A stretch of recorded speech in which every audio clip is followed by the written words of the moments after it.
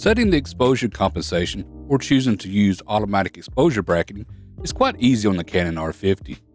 First, you need to make sure you're in one of the semi-manual modes, either aperture priority, as shown on my screen, or shutter priority. Now to access this is quite easy. First hit Q on the back of your camera, and you can choose it here. It's the -3 to the +3.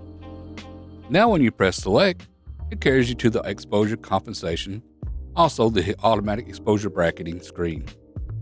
Now there's another way to enter this. If you press menu on the back of your camera and go to shoot to, you can find exposure compensation, automatic exposure bracketing settings at the very top. And let's select that. From here, if you press to the left or right on the round button on your camera, you can adjust how much you want your camera to underexpose, as shown here by 1/3 stop under, or 1/3 stop over, or full stop over. Additionally, if you use your wheel, you can then set your camera up to take bracketed images. As you can see here, I have mine to shoot 1 stop under, normal exposure, and 1 stop over.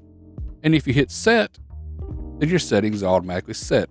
Now your camera can take 3 photos, but for best results, it's recommended to have your camera in one of the high-speed drive modes.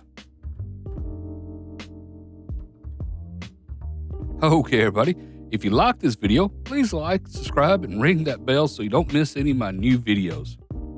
Please feel free to join us on Discord, Facebook, and X. And if you can, please consider becoming a Patreon member.